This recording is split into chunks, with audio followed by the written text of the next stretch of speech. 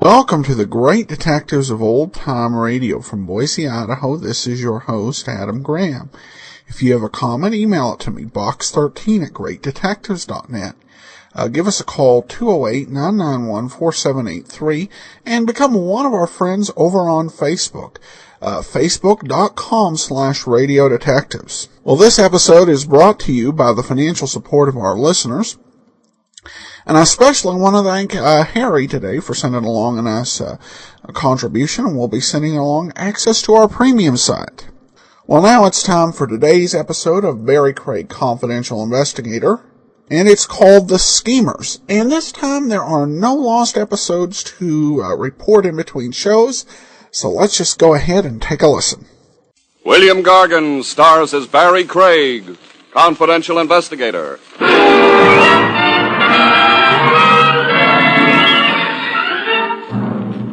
The best time to die, folks, is in your own good time. But try arguing with a bullet.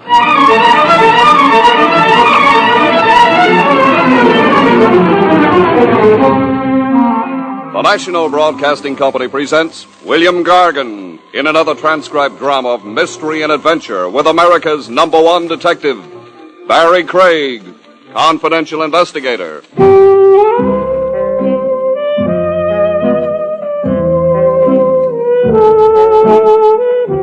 Barrie Craig speaking. Not every client you get is a socially upright citizen. But then the only society of angels is up in heaven. Mere mortals are honorable only to a degree. The almighty dollar being what it is. The gent who plopped beside me on the Fifth Avenue bus didn't look too kosher to me. And it wasn't only because of the scar on his cheek. I know Scarface judges. Just call it my hunch. I transferred my wallet to the side pocket furthest from him. I'm not a dip, friend. Second story? Wrong again. Carnival show with arson as a sideline? Now, don't tell me you're in some honest trade. I am. No, this is. You better yourself every day, friend. Begin bad, end good. That's life, no? No comment. So tell me. You think I sat next to you on purpose? I can tell when a guy does. You got me sized up by now? Not quite.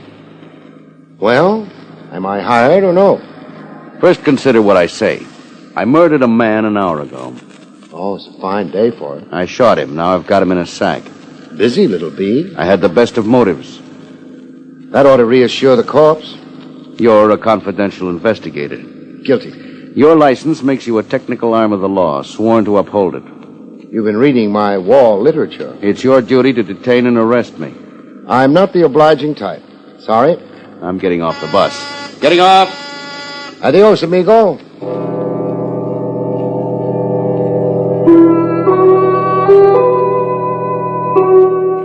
Weird? Not so. I got my anonymous friend's feeler right off. Was I really confidential, he wanted to find out. Find out before he dared to hire me. His story was a fake. Done to see if I'd grab him and yell police. I'd be seeing more of him. I got to see him again in a health club and gymnasium while I was working out, shredding stomach fat in a punch bag. My friend showed up to watch me. Save some of your punch for me, Craig. Well, back with me again, huh? Park on the bench here. We'll talk. Yeah. Well, I'm parked. So? I'm Moody. Gyp Moody. Gyp, huh? Gyp means I've got gypsy blood. Oh. You, get rid of that corpse, okay? It's only kidding you. You think? You're for me. You don't run blabbing what you hear. So glad I passed your test. Now, what's my job? 200 grand stolen from me 5 years ago. I want to get it back. Explain. Johnny Phoenix stole it from me. Phoenix? Yeah, I I dimly recall. A company treasurer or something. An ex-con I gave a chance to work. Work at what? In my company, export-import. Phoenix robbed my safe in Blue Town. And got caught. He was grabbed in Canada, extradited. And convicted? I'm a little hazy. Convicted, yeah. But he didn't do time. He didn't? Not in jail, I mean. He acted crazy all through the trial, kept screaming about gophers and dragonflies and some dead ant. An act? I don't know. He did wear a silver plate in his skull, and a twitch to him that closed one eye every 10 seconds. Anyhow, the judge took notice. Phoenix got a mental test, dementia, something or other, a doctor called it. Split personality. Yeah, that. Phoenix was not responsible for his actions. He went to an asylum. Riverhead Asylum, upstate. Comes out tomorrow. Out? Free? Yeah, it's in the papers. Here. Johnny Phoenix, a Judge Sane, freed on a show cause writ. Does he still stand trial for the original theft? No, he isn't the same guy who did the original robbery. So a doctor says. The DA agrees, so does the trial judge. Phoenix is a new man, cured and rehabilitated. Beat that. The money was never recovered. Not a dime. I'm out all that. Big dough, $200,000. No insurance? I only had a fraction of it insured. Be there at Riverhead when Phoenix gets out. Stay with him. He's got the dough salted away. When he goes for it, you go for him. I'll give you 5%. That's $10,000. If money. If you get my 200 back.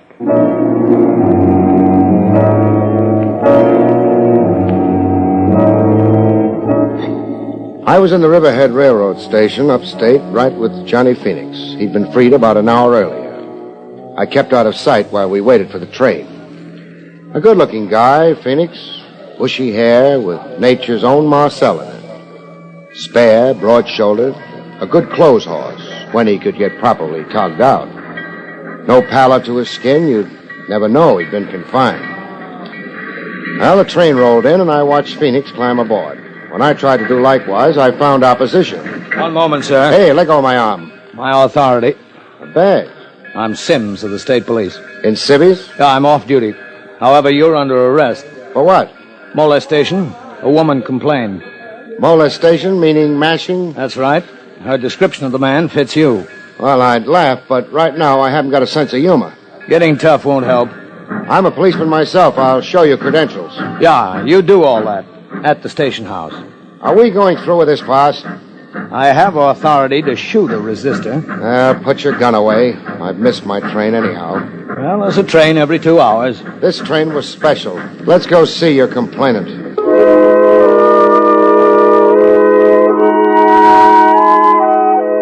The complainant looked like she'd had trouble with mashers since pigtail days.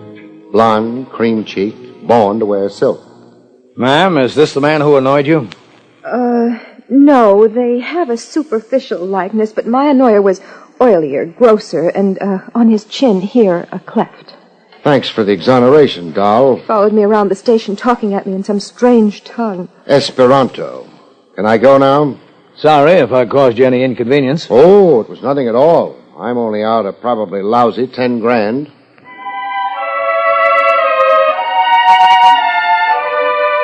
Back at the Riverhead station, again waiting for a train out, I tumbled to a masher mistaken identity routine I'd been caught up in. I watched for Golden Girl to come back to the station. When she did, I really molested her. Hello, doll. Doll, are you out of your mind? I'm mad over you. Mad? Oh, you really mean mad.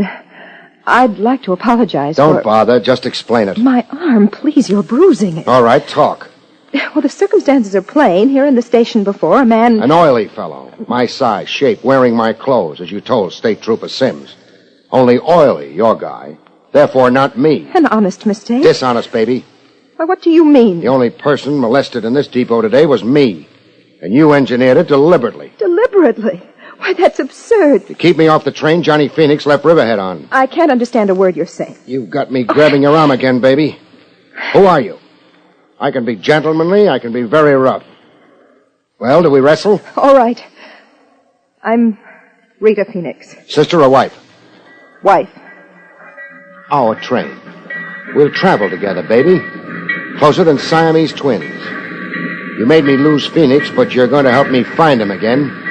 You're going to lead me back to it. Come on. Trains don't wait. On the train, we sat as close as the law allowed. I took the precaution of searching Rita's handbag. The ivory-handled gun surprised me just a little bit. I won it in a raffle. Does that explain it? Okay if I borrow it, baby? Can I stop you? I want a drink. So do I. Can't I even go to the club car without you? We're inseparable, remember? Boy, can I get a hate on you.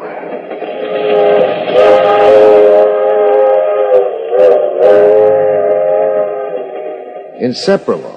Only thing I was wishing aloud. We were going to be separated. By no choice of mine. It happened in the club car while Golden Girl was watering her tonsils with Smirnoff vodka. The fellow flopped on the lounge beside it. With a beauty like Rita available, the dope chose to sit on my side. I knew why in less than a minute. I knew by the gun in my rib. Do I have to spell it out, Craig? G-U-N. Gun. I'm glad you're quick on the think. To feel. Now, this is where you leave Rita Phoenix. You've been hogging her company a long while now. You really expect me to obey? I know what you're thinking. The crowded club car, people all around us, conductors and stewards, but it won't help you, Craig. You'd have to be pretty desperate to shoot. You'd be crazy to tempt me. Dough, Craig. I drool when I think of the amount of dough at stake. All right. What's your play? That's better. The station up ahead, Sooner Falls. We roll into it exactly 3:47. That's in 4 minutes. You're getting off the train. Alone? Yeah. At the station, someone's waiting for you. Friend of mine. You plan far ahead, huh? I've got a knack for detail. How do I come out in all this? You just lose a client and an opportunity, no other harm done. I lose Rita. Yeah. I lose her, and she's your pigeon. Look, let's not stretch this conversation. 3 minutes now and we stop. Let's start moving to where you can get off.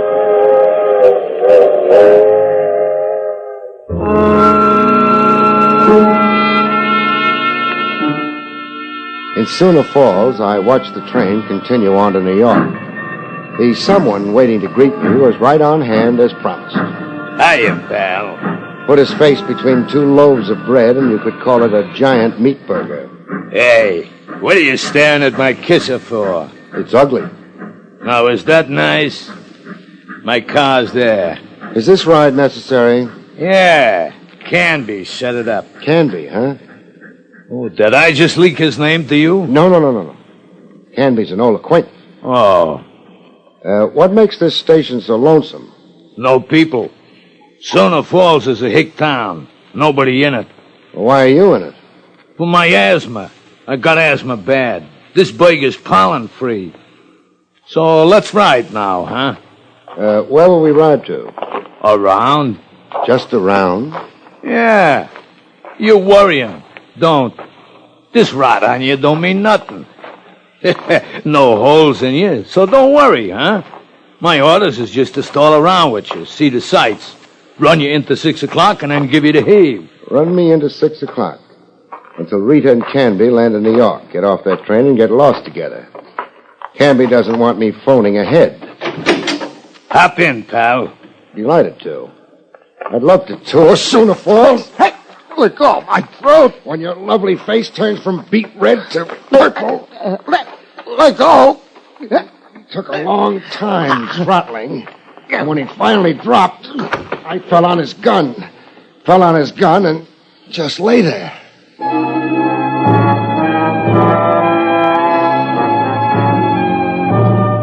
I left my meat-faced friend in a semi-conscious stupor and hurried into a pay station telephone.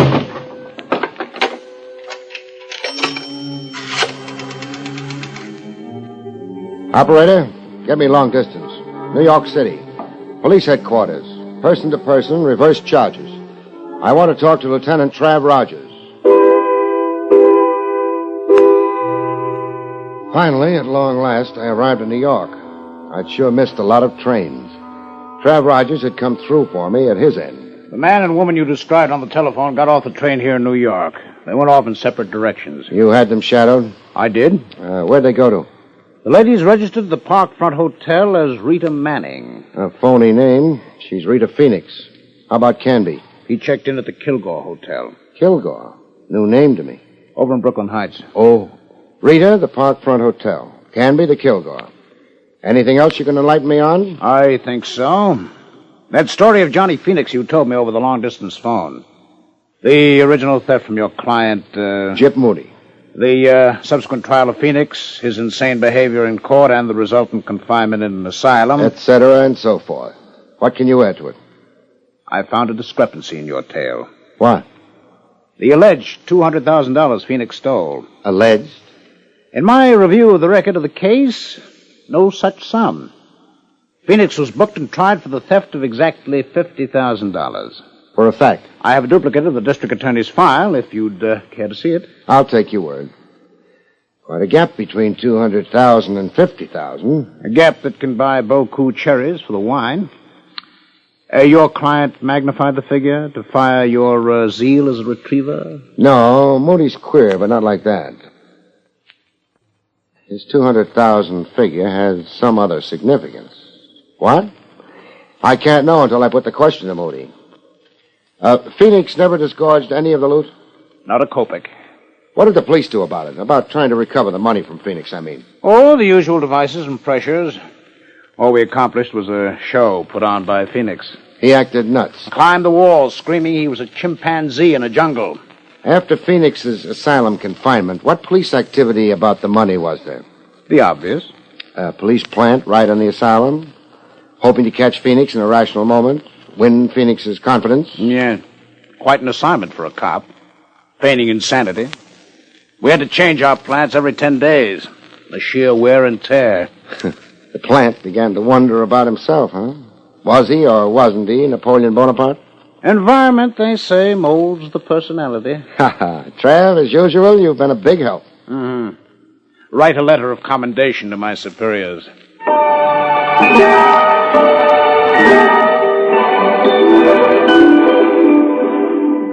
My client, Moody, didn't exactly like explaining the discrepancy between $50,000 and $200,000. $200,000 was stolen from me. You're still avoiding my question. Moody, I want to know. Why did you only charge Phoenix with stealing a measly $50,000 in your original police complaint? I had, private reasons. Now, if I'm to come through for you, I can't be in the dark. Well, the bulk of the money was a sum I couldn't afford to broadcast publicly. Whatever that means. You're in export-import, huh? Yeah, export-import. Export-import is a pretty broad heading. It could cover a lot of operations. Above board and underhanded. Legitimate goods and contraband of some kind. Let it go at that. Cash deals in the dark. No record of it on the books. Stop making out a case. Fraud against the government. Tax evasion. Keep it up, we'll have a parting of the ways. I'm not on trial with you, Craig. I like to know the character of my client. I'm honest and dishonest. What's so unusual about that? Every second guy you meet. Yeah, the buck for its own sake. No wonder the old world's in a spin. Phoenix took advantage of my sensitive situation. He knew in advance you could never prosecute him for the whole sum of money he stole, that you couldn't come into the courts with clean hands. Yeah, that was Phoenix's gimmick. You going to use any of this against me? Ask me that when we're counting your $200,000. Now, what answer... Oh, I get it. When you're counting your 5% fee, you mean? Sure. You like money like everybody else. Now, tell me something. Who is Canby? I don't know. Never heard the name. An alias, maybe. Now, you recognize this description? Well built, little on the short side. 5'7", say. Brown hair, brown eyes. Natty dresser. The description means absolutely nothing to me. That's funny. Here's a guy who knows you well enough to be scrambling for your money. Well, it's a mystery to me. Leave a side of beef exposed and the jackals come around. Jackals and jackasses. Okay, I'll circulate around. Craig. What? The way you cross-examined me before, like a cop, not a confidential operator on my payroll. So? Don't double-cross me. Or? I'm not stupid, and I'm not helpless. Put it on the line, Moody. Be a cop with me after all? I'll kill you. I'm sure you could. Well? Well, what? Reassure me that you're still confidential. I did that, I'd only be lying. Meaning? I'm not working for you anymore. You're off the case? I didn't say that. Then it is a double cross. Clean hands. I only like clients with clean hands. So long, Moody. Craig, stay out of my business. Your kind of business, Moody, is public business.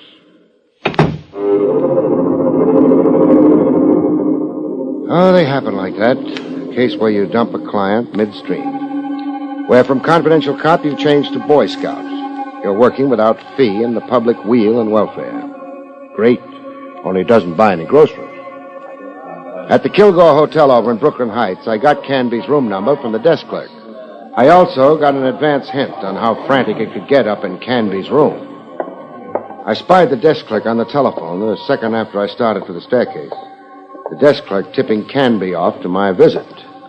There'd be a gun upstairs waiting to greet me. What kind of a hotel was it? It was that kind of a hotel. In the hall outside Canby's room, I had a scheme to outmaneuver Canby's gun. Canby? Frank Canby? Yeah, what is it? Linen service. I got your fresh linen. Just a minute. I flattened against the side wall of the hall, out of line of fire, and waited for Canby to open the door. Come right in. Hey! My turn to shoot now.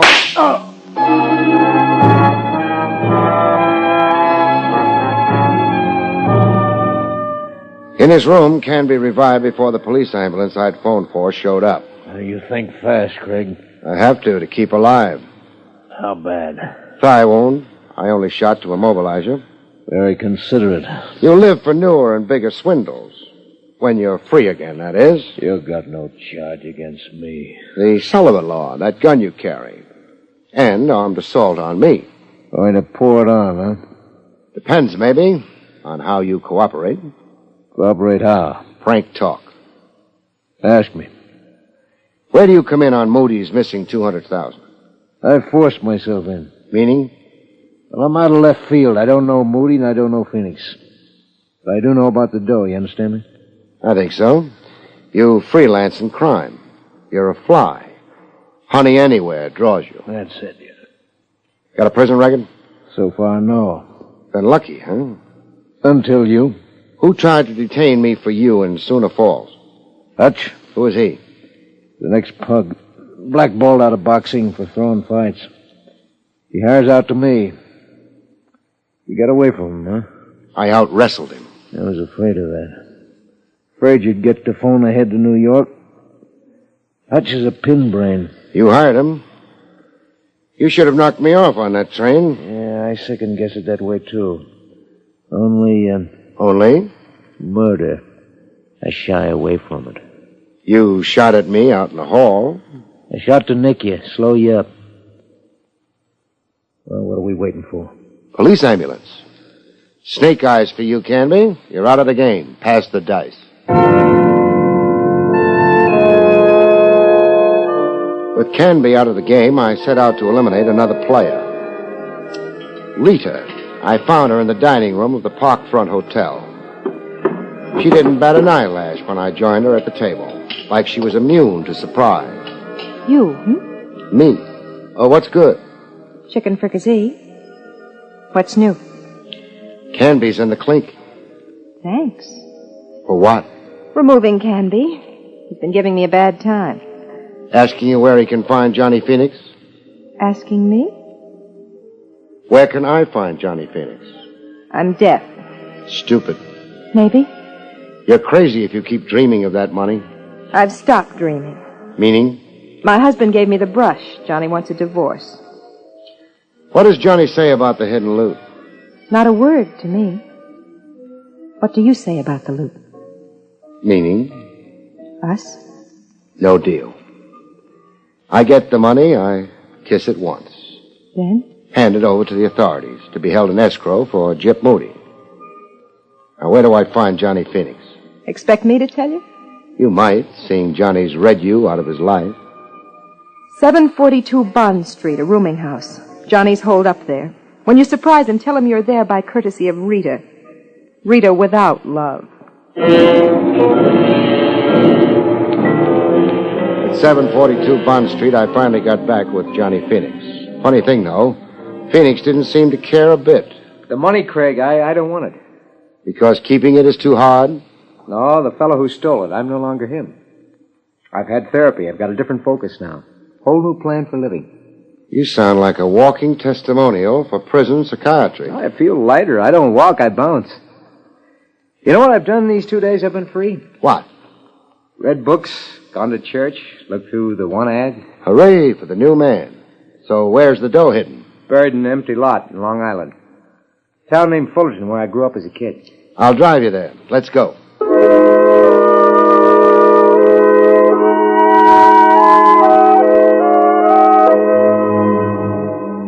In Fullerton, we ran into a surprise.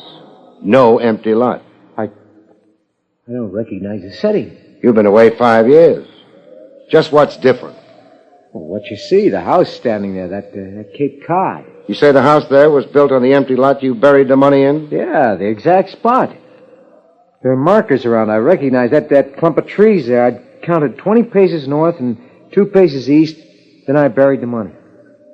That would put the money smack in the middle of the foundation of the house. What'll we do now? How deep did you dig 5 years ago? 6 feet. In building the house, an excavation of at least 12 feet was made. Meaning, the money was exposed to the builder. Meaning? You wait here. I'm going to make some inquiries inside the house. Yeah, but what possible good? Inquiries inside the house. Inquiries around Fullerton, generally. Then some research into police files. I'm curious as to why a house was built on that exact spot. Badly chosen location, in a lowland where rains create a swampland. And with the nearest town neighbor east, west, north, and south, at least 200 yards away. Wait here, Phoenix.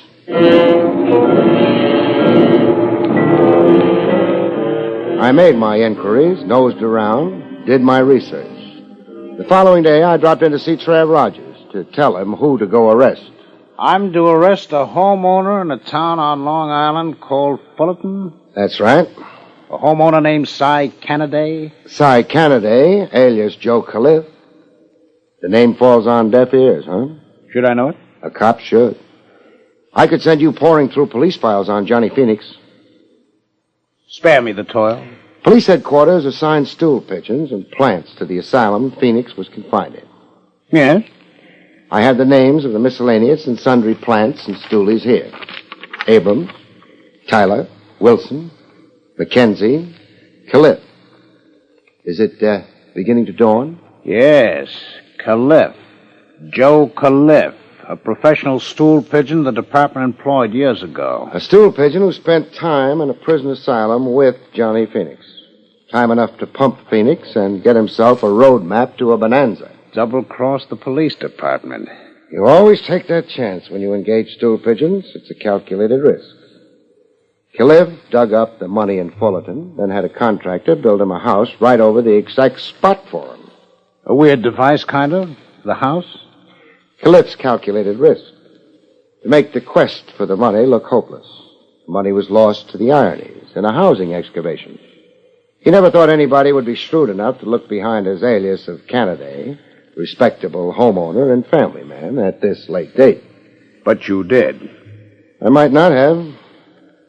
All the time I was making inquiries, I was sure I was wasting time. Cases, Trav, sometimes hang on that slim a thread. So, make the arrest.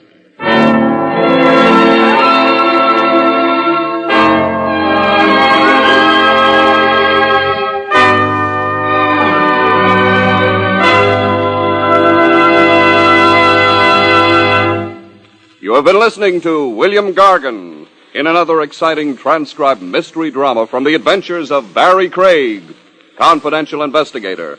Tonight's story, The Schemers, was written by John Robert. Next week, it's the strange story titled The Man Who Wanted to Be Guilty, about which Barrie Craig has this to say. What did the man want to be guilty of? Murder, of course. And he discovered that all you had to do to accomplish that was to kill someone. But he had a little trouble. Listen and find out about it, Good night, folks. See you next week.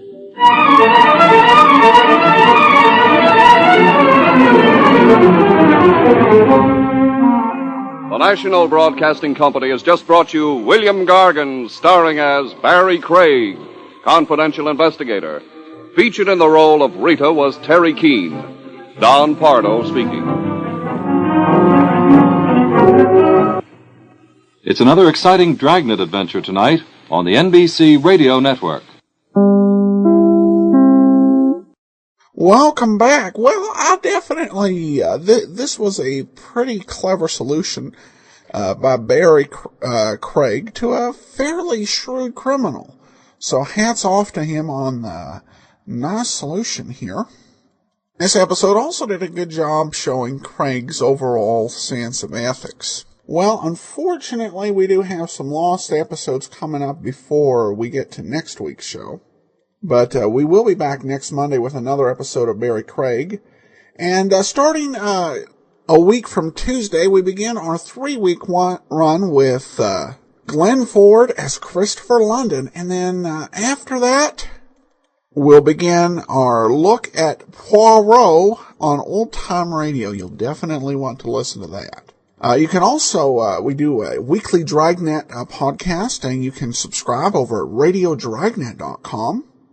And the Old Time Radio Superman show is in the midst of an action-packed serial you can catch up over at laserandsword.com. Well, that will do it for today. If you've got a comment, email it to me, box13 at greatdetectives.net. Give us a call, 208-991-4783, and become one of our friends on Facebook, facebook.com/radiodetectives. But from Boise, Idaho, this is your host, Adam Graham, signing off.